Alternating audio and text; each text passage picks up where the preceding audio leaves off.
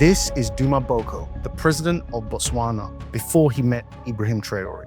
And this is Boko, the president of Botswana, after he met Ibrahim Traoré. In this video, we're going to talk about why this matters. It's way more than just a uniform change. And if you're interested in Africa being liberated from neo-colonial control, as well as the sovereignty and self-actualization of every African, be it those in the diaspora or those on the continent, this video is for you. Stay tuned. For those of you that don't know, my name is TJ. I'm Nigerian and British mixed. And on this channel, we talk about African geopolitics. Like many of you this week, I'm sure you were scrolling through social media and you saw the president of Botswana, Boko, wearing military attire with the beret tilt to the side, and you made a comparison to Ibrahim Traoré. I've seen people online saying, no, that's just what African presidents do, and others saying, you see, this is the influence of Ibrahim Traoré. Well, the truth is, I didn't know all that much about Boko. As usual, I put together a document and I put down all my observations and the key points about why it matters that he put this uniform on. Of course, I used AI to help me enhance this information, make it more concise, and I guarantee you there's going to be some perspectives here that you haven't necessarily thought of. Let's take a look. This is our starting point with Boko. He is for democracy. And I've talked about democracy on my channel. Many people are in agreement that democracy doesn't work anymore in Africa. Or let's just say people do not have the confidence in democracy. When they see Ibrahim Traoré, they see a situation where democracy has failed. It was a phony democracy in the first place because it was French puppeted, United States puppeted government. So we just need a revolution to clear that out. But here we have Boko talking about democracy and praising what Botswana did in a democratic process. First thing that we need to appreciate as the African continent is that we have done very badly when it comes to democratic governance and the running of the democratic process, which is why it seems somewhat shocking, surprising, something of an anomaly when power changes, because it occasions a great deal of consternation, a great deal of anxiety. We're never sure whether it will happen at all. There's a problem with the faith and confidence of the population in the democratic apparatus, and whether those who are in power are fully committed to the fundamental tenets of democracy. And so when, as it happened in Botswana, a party that had been in power for 58 years faced the unexpected spectacle of a decisive loss at the polls, many may have felt, will this outcome be accepted? Will power really change? Well, it did in Botswana. It was peaceful, it was seamless, it was orderly. So he's expressing understanding of the lack of faith in democracy, but still showing faith in the democratic process. I think this has some merits, right? As long as the outcome for the people is the betterment of the country, the betterment of the continent, it's when there is meddling in that democracy process. And then it's still called democracy when it's just a bastardization of democracy, where it's something else, some other controlling force takes power. And that is what we have to root out. And sometimes it's going to require Ibrahim Traoré by the gun. And sometimes it's going to require a slick guy like this that knows how to run a campaign, that knows how to that knows how to work for his country, making deals, signing deals, being a great orator, and figuring it out from within the system. This in itself is its own revolutionary process. And it has some other benefits as well. It means that when you need to do trade deals, there is a stability in the minds of those trading with this country. That, hey, look, they do have a stable democracy. They do have a process. They do believe in fairness. There is different things that's required for Botswana than there are for the Sahel region. And there's different things for the Sahel region that do not apply to Botswana. Africa is diverse. It's different. Many tribes, many languages. There's not one brush that just fixes it all. But where can we find where we agree? how can we figure out a way to make everything better for the people in general, be it through democracy or be it through the ousting of the bastardized democracy, so that the foreign influences that come to meddle on the continent don't exist anymore? That's what we need. I actually care much less about the method to get there rather than the outcome that it produces. And that's not to say that the method to get there should be all murder, blood, and brimstone. But my point is, it doesn't have to be one method. So this is what we're talking about, right, guys? He's shown up a few times in public wearing this military attire. And we couple that with the following video. Given the document at 5 p.m., 1,000 pages, whatever it is, first thing in the morning tomorrow, you and I must be talking about the document, settling it. If it has to be signed, we have to sign. And so the Attorney General is now agile. It's taking a bit of time to infuse the same level of agility in other areas, but we will get there. We will get there. And I see people making uncanny comparisons with Paul Kagame, my good friend Ibrahim Traoré. And I say, some of these folks are operating in a slightly different environment, where their word is obeyed instantly, without question. It's a different environment. You see, this guy is not doing things. Traoré is doing them. Traoré wakes up, dreams them up. Following morning, he makes a pronouncement. It is law. It is policy. Action follows. And I wake up and I say stuff, they look at me and say, what is this? What is this man talking about? We need to take it through this stage and that stage and put it to tender, float the tender. It takes 2 years. Then we evaluate. Then there are complaints and there's an interdict. We wait another 4 years. By that time, you have to go and account to the people and they remove you. He's clearly expressing a kind of frustration in the democratic process, right? He has been democratically elected, but also there's a lot of bureaucracy in governments where everyone gets to have a say and there's different parties and all of those things. And someone like Traoré doesn't have that kind of bureaucracy. So action can be taken. And I think every African can relate to a frustration in bureaucracy sometimes. We sit, we wait, we want things to happen. We want infrastructure to happen. And sometimes there can be a range of reasons why these things don't happen, but sometimes it's the system itself that gets in its own way. So when you see him dressed up like this shows a sympathy, an admiration, an understanding for what Traoré is able to do. The question is how deep does that go? How much is that going to affect his policy? How much is that going to spread in Africa? And is this message actually spreading to other African countries outside of Ibrahim Traoré who also want to see action taken? Boko is a Harvard-trained lawyer who won the presidential election, defeating the ruling party that had been in power for 58 years. That is a key insight. He represents revolution in some way in his country. The other party was in power for 58 years, and then he came in and is the first from his party, representing, the idea of change, revolution, something new. The old ways aren't working.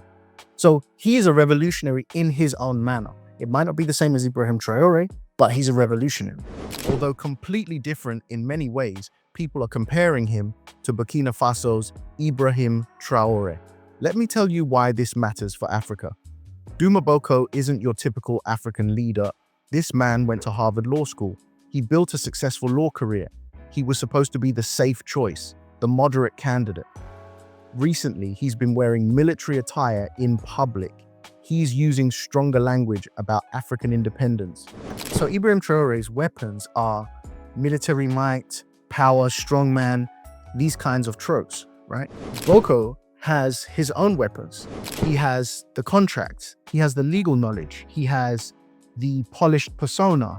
He's great with words, great with communication, and very eloquent in his speech. Both of these tools, although different, can be deadly in their own ways. And people are starting to notice. In his first months as president, he's pushed for some serious economic changes. He wants Botswana to invest heavily in solar energy. He's talking about legalizing medicinal cannabis and industrial hemp farming. These aren't just random ideas. They're about breaking free from diamond dependency. Right now, diamonds make up about 80% of Botswana's exports. When one industry controls your entire economy, you're at the mercy of global markets. Boko understands this. He's been negotiating with De Beers, the diamond giant, to get better deals for his country. But more importantly, he's looking for alternatives. Botswana has plenty of sun and open land. Solar power could make them energy independent and even let them export electricity to neighboring countries. So reliance on one industry is not a robust strategy, especially when that industry is run by that group, De Beers. They are notoriously and historically predatory. If you know anything about diamonds, they're way more abundant than the market would have you believe.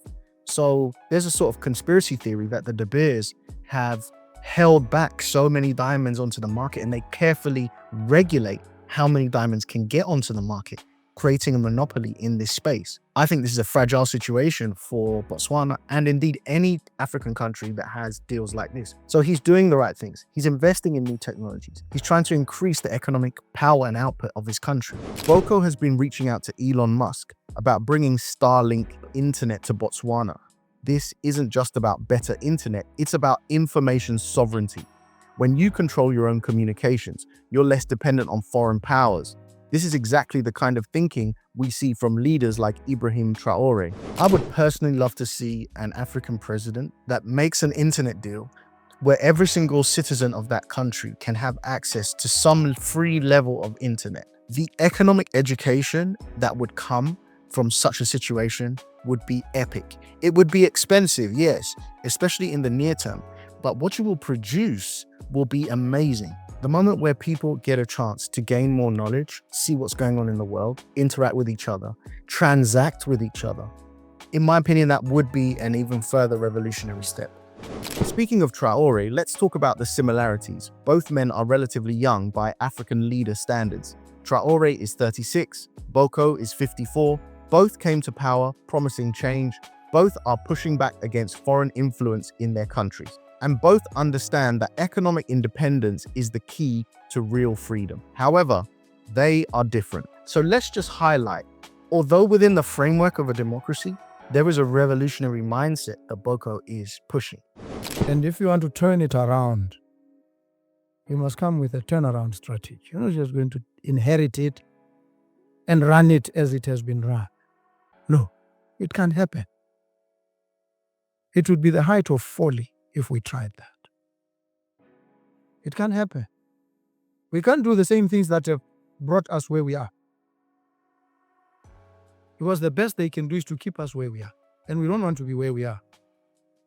So everything pretty much that we have done, we need to cast aside and rethink. Come up with new strategies, new ways of doing things. We must be born again. We must die as who we were yesterday and before, to be reborn a different breed and species that now carries the agency of taking this country higher. He says we must be born again, casting aside the things of the past and starting afresh with new ideas, new strategy. Let's remember that Ibrahim Traoré doesn't take a president's salary. It appears from the outside that Ibrahim Traoré is not motivated by money and the trappings of success, while Boko is here saluting us. If you notice, he's wearing a Rolex. I've zoomed in on it here. It's a very specific Rolex. This is also part of his uniform. If you notice, this guy's got swag. He is handsome.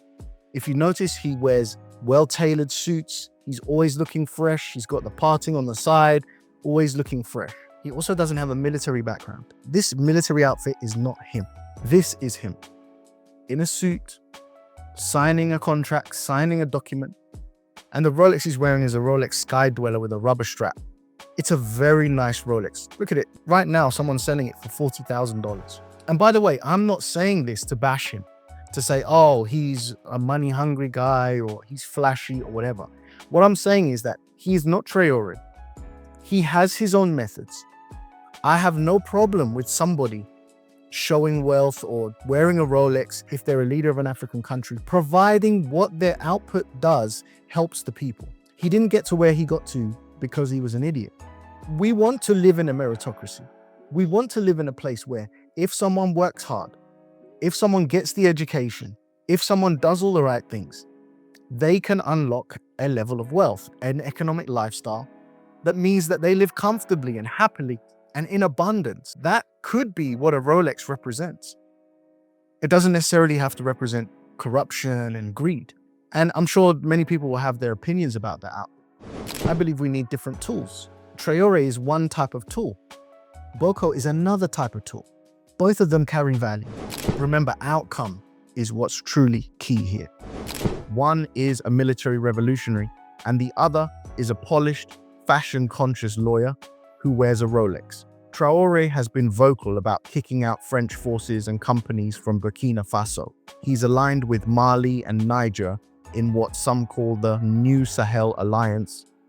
These countries are saying no to French neo-colonialism and yes to partnerships with countries like Russia and China.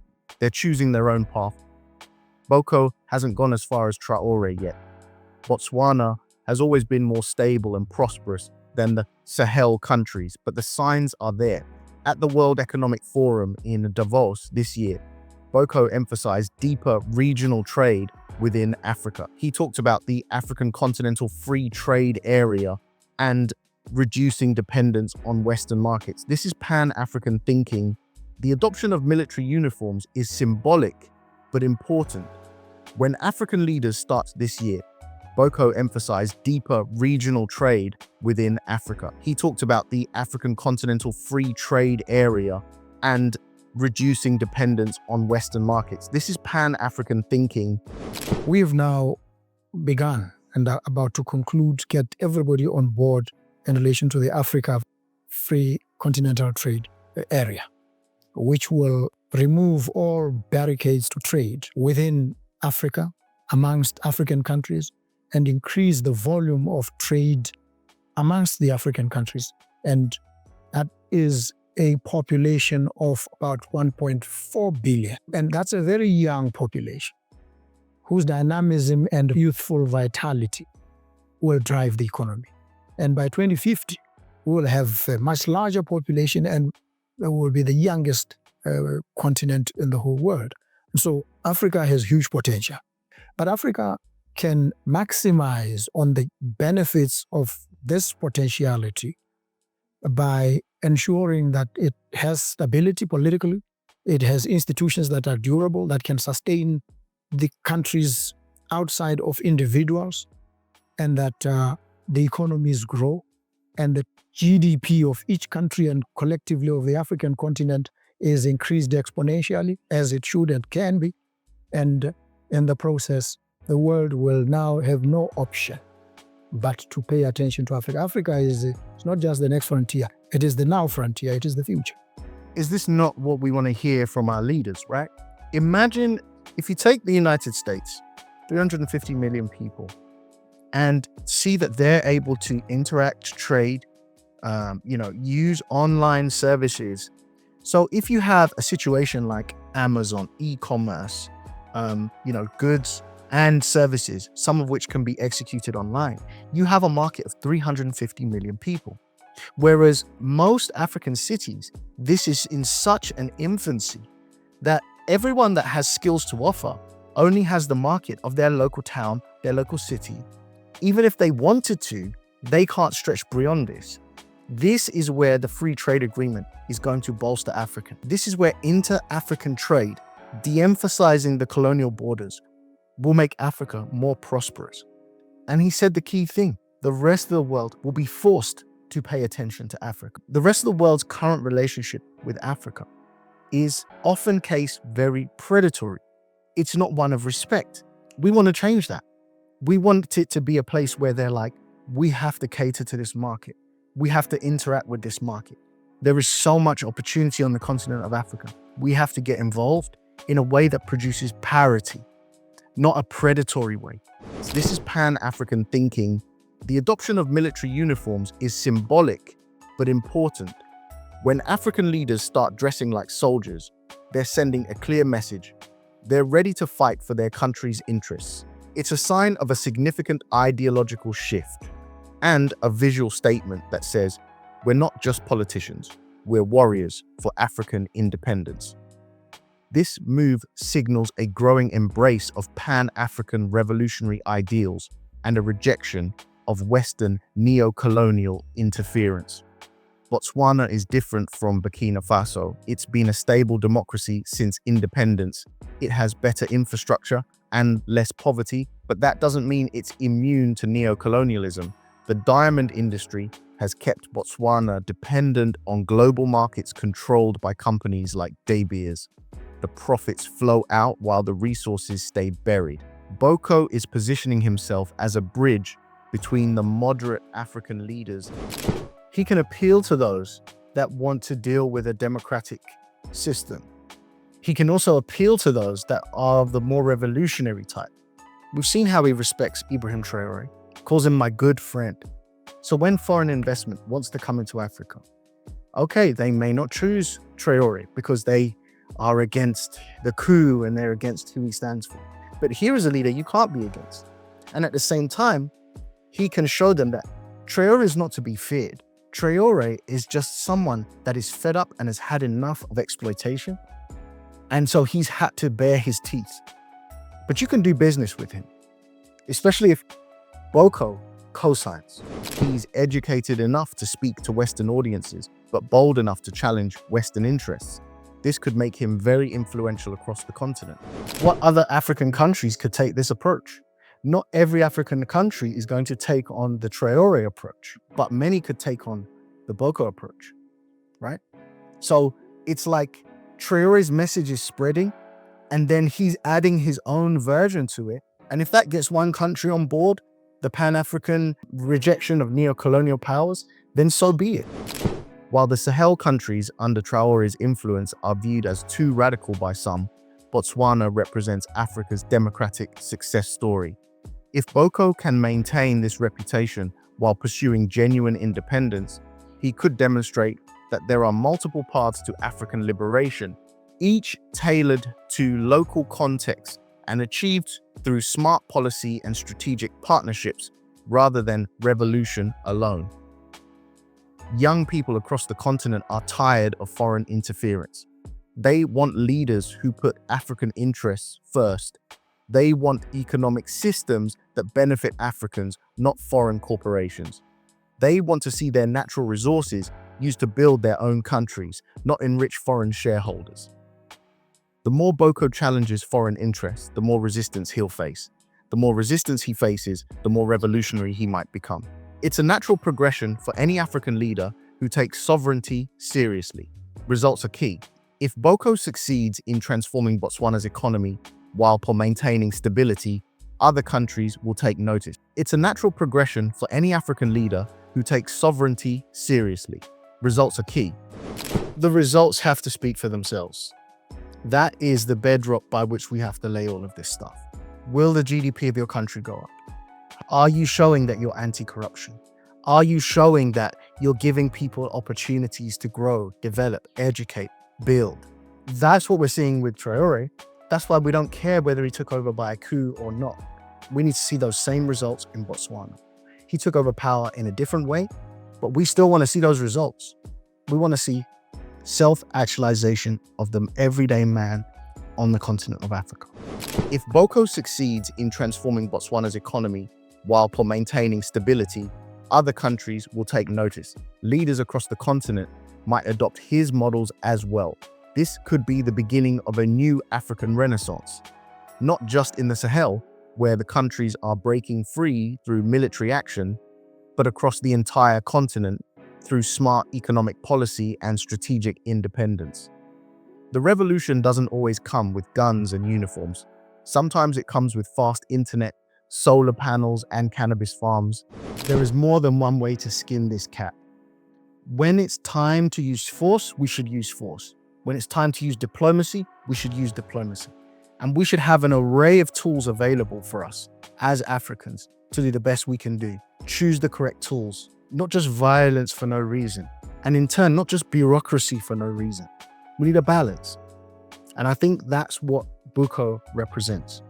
Yes, he's putting on the military garb. I see it as a symbol, a signal. We're with you. We're united. We are Africa. Don't play with us. We want a better future. And I, for one, am all for it. So what do you guys think? Do you think this approach that Boko is taking is the right one? Do you think he's the right leader for Botswana? I would love to know if there's anything I've missed. Please put it in the comment section. But if you're out there and you have nothing to write in the comments, would it be too much for me to ask you to write the words Pan-Africanism is alive in the comment section? It lets me know that you watched to the end, you support this channel, and you want me to keep going on this journey. Thanks so much for watching this video, and I'll catch you in the next one. Peace.